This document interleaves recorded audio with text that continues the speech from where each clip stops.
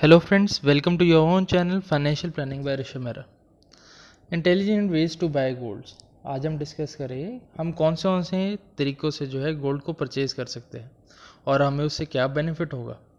हमने जैसे देखा है कि अप टू 10% हम सस्ता ले सकते हैं। मतलब अगर 50,000 पर 10 ग्राम्स का सोना चल रहा है तो हमें वो 45,000 रुपीज़ पर 10 ग्राम्स मिल सकता है।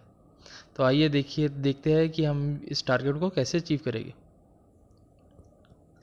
आज के वीडियो में हम बेसिकली 3 चीज़ें डिस्कस करेंगे: फिजिकल गोल्ड, डिजिटल गोल्ड और सॉवरन गोल्ड बॉन्ड्स। इन तीनों के बीच में क्या क्या फ़र्क है और तीनों में क्या प्रॉन्स एंड कॉन्स है और हमें कौन सी चीज़ किस तरीके से लेनी चाहिए।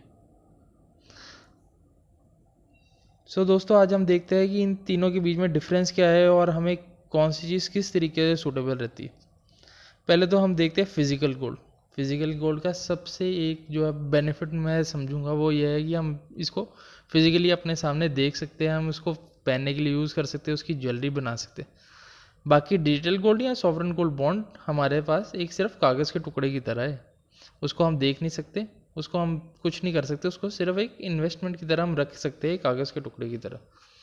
जबकि फिजिकल गोल्ड को हम पहन सकते हैं, शो ऑफ कर सकते हैं। ओके, तो अब देखते हैं लॉक इन पीरियड इन सब में क्या है। देखिए, फिजिकल गोल्ड में कोई लॉक इन पीरियड नहीं है। गोल्ड ईटीएफ में, गोल्ड फंड में, डिजिटल गोल्ड में कोई लॉक इन पीरियड नहीं है। पर सॉवरन गोल्ड बॉन्ड्स में 5 साल का लॉक इन पीरियड है। अगर हम आरबीआई से इसको रिडीम करना चाहते हैं तो उसमें दो तरीके। एक तो चीज़ होती है 8 साल के बाद।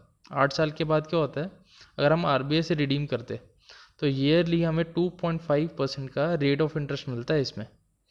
पर उसमें भी एक और हमें प्रोविज़न दिया आरबीआई ने कि हम 8 साल की जगह अगर इसको पहले रिडीम करना चाहते हैं 5 साल में हम थ्रू आरबीआई रिडीम कर सकते हैं। पर ये भी लॉक इन पीरियड लिखा हुआ है, ये आरबीआई का है। पर अगर हमें पैसे चाहिए, आज की आज हमें कोई ज़रूरत पड़ जाती है, इमरजेंसी पड़ जाती है, तो सॉवरन गोल्ड बॉन्ड जो है वो स्टॉक मार्केट पे ट्रेडेबल है, तो हम वहाँ पे भी ट्रेड कर सकते हैं। मिनिमम इन्वेस्टमेंट, फिजिकल गोल्ड की मिनिमम इन्वेस्टमेंट कम से कम आप 10 ग्राम का, 15 ग्राम का या 20 ग्राम का कुछ सोने का ऑर्नामेंट बनवाएगी, वो मिनिमम इन्वेस्टमेंट है। गोल्ड ईटीएफ या गोल्ड फंड्स आप 100 रुपये से भी शुरू कर सकते हैं। डिजिटल गोल्ड जो है वो आप 1 रुपये में ले सकते हैं। बेसिकली डिजिटल गोल्ड क्या होता है, जैसे आप सोचिए कि डिजिटल गोल्ड या गोल्ड ईटीएफ या गोल्ड फंड्स में एक कंपनी है, उन्होंने जो है आपके बिहाफ पर जो है वो सोना खरीद के रख लिया अपने वेयर हाउस में। अब जो है उसकी सिक्योरिटी, उसकी इंश्योरेंस, वो सब उनकी ज़िम्मेदारी है। अगर उनके गोडाउन में आग भी लग जाती है तो भी जो है आपको कोई प्रॉब्लम नहीं होगी, क्योंकि उनका गोडाउन पहले से इंश्योर्ड है। ओके, अब हम देखते हैं चार्जेस। फिजिकल गोल्ड के मेकिंग चार्जेस लगते हैं हमें, और हमें 3% टैक्स भी देना पड़ता है फिजिकल गोल्ड में। गोल्ड ईटीएफ और गोल्ड फंड्स में जो है चार्जेस बहुत कम होते हैं। जैसे एक्सपेंस रेशियो होता है, जैसे हम म्यूचुअल फंड्स में लगता है 1% या 0.5% या 1.5% मिनिमम।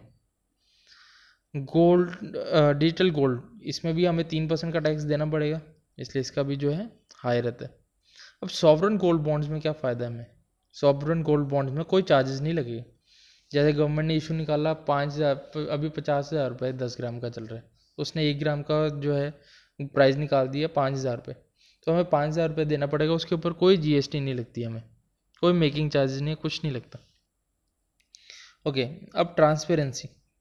अब फिजिकल गोल्ड है, उसको आपके पास टेस्ट करने का तो कोई ज़रिया नहीं है। वो तो कोई जो है गोल्ड ऑर्नामेंट बनाने वाला जो है वही टेस्ट करके बताएगा कि इसकी प्योरिटी क्या है। जबकि बाकी सारे में हमें जो है पता रहता है कि हमारा 99.99% प्योर गोल्ड जो है हमने ख़रीदा है। ये ट्रांसपेरेंसी बहुत ज़्यादा डिजिटल गोल्ड में हमारे पास रहती है। लिक्विडिटी, अब जो है फिजिकल गोल्ड की लिक्विडिटी हाई है, वहाँ हम कभी भी जाके अपना गोल्ड जो है सुनार के पास जाकर जो है बेच सकते हैं। गोल्ड ईटीएफ, गोल्ड फंड्स या डिजिटल गोल्ड में भी बहुत हाई रहती है, क्योंकि जो है हम उसको ट्रेड कर सकते हैं, इजीली ट्रेडेबल है। 1 मिनट से पहले जो है हम अपना पैसा रिडीम कर सकते हैं।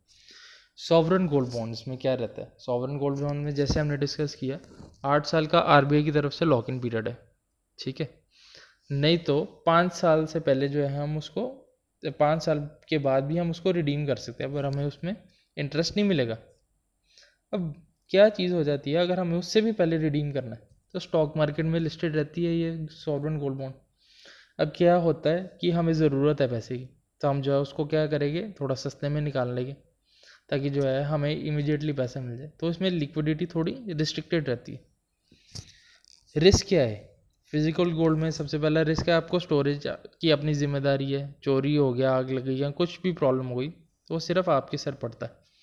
जबकि डिजिटल गोल्ड में, डिजिटल फॉर्म्स में जो है आपकी सिक्योरिटी फुल है, कि जो कंपनी बाय कर रही है सारी जिम्मेदारी उसकी है, रिस्क उसका है, आपका कोई रिस्क नहीं है।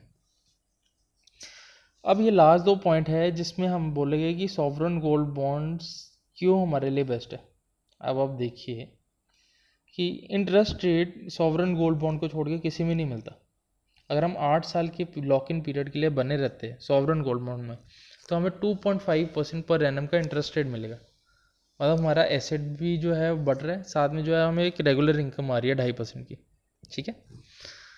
दूसरी चीज़, टैक्सेशन में जब हम जाते हैं तो हम देखेंगे कि हमें जीएसटी भी भरनी पड़ रही है सब में, और लॉन्ग टर्म कैपिटल गेन भी भरना पड़ेगा। अगर आपकी चीज़ 50,000 रुपये पर 10 ग्राम है, वो कल 60,000 रुपये हो गई, तो भी हमें लॉन्ग टर्म कैपिटल गेन भरना पड़ेगा। इंडेक्सेशन बेनिफिट के साथ हमें टैक्स भरना पड़ेगा। पर सॉवरन गोल्ड बॉन्ड में ऐसा है कि हमारे जो भी इनकम होती है, जो भी हमारी एसेट की एप्रिसिएशन हो रही है या हमारे को इंटरेस्ट भर रहा मिल रहा है, उस पर हमें कोई भी जो है टैक्स देने की ज़रूरत नहीं है। तो हमें आप देखिए 2.5% का एक बेनिफिट पर है ना, साथ में टैक्सेशन का बेनिफिट अलग मिल रहा है। ठीक है। ये तो हम देखेंगे कि हमारा 2.5% प्लस आप मान के चलिए 1% का या 2% का बेनिफिट हो गया टैक्सेशन का, तो हमें जो है ईयरली 3 से 4.5% का बेनिफिट रहता है। अब हमने वीडियो की स्टार्टिंग में बात की कि हम 10% डिस्काउंट, मतलब 50,000 पर 10 ग्राम की चीज़ 45,000 पर 10 ग्राम में कैसे खरीदेंगे। सबसे पहली चीज़, सॉवरन गोल्ड बॉन्ड जो है वो ट्रेडेबल होता है स्टॉक मार्केट में। ठीक है। अब वो ट्रेड करने का क्या बेनिफिट डिसबेनिफिट है कि एक तो पहले 8 साल में अगर हम जो है आरबीआई से रिडीम करेंगे तो हमें 2.5% का जो है बेनिफिट मिलेगा पर एनम का, जो इंटरेस्ट रेट हमें मिलता है। ठीक है। पर 5 साल के बाद भी अगर हम रिडीम करते हैं तो एक डिसबेनिफिट है कि हमें जो है वो इंटरेस्ट रेट नहीं मिलेगा। अब देखिए एक चीज़, स्टॉक मार्केट में क्या होता है, जब सेलर जो है उसको ज़रूरत है पैसे की, अब वो आरबीआई को तो 5 साल के बाद ही बेच सकता है, पर स्टॉक मार्केट में जब वो ट्रेड करता है तो वो अपनी वैल्यू से जो है लोअर पे निकलता है। अब 5%, 4%, 10% लोअर पे निकलेगा, तो आप जो है उसकी एक्चुअल वैल्यू से उसे 10% लोअर पे ले सकते हैं। और अगर आप उसको 8 साल के लिए होल्ड करते हैं, मतलब जो लॉक इन पीरियड आरबीआई का है, तो आपको 2.5% जो है पर एनम का इंटरेस्ट भी मिलेगा, टैक्सेशन बेनिफिट भी मिलेगी, और साथ में आपने एसेट जो है 10% चीपर प्राइस पे खरीद लिया।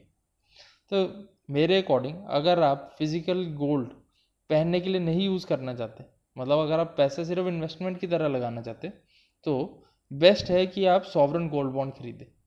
और आप जो है नॉर्मल गोल्ड से, डिजिटल गोल्ड से या फिजिकल गोल्ड से कम जो है 5% पर एनम जो है बेनिफिट में रहेगी, आपको उसका प्रॉफिट मिलेगा। Thank you guys. अगर आपको ये वीडियो पसंद आई हो तो प्लीज़ लाइक, शेयर और कमेंट ज़रूर कीजिए।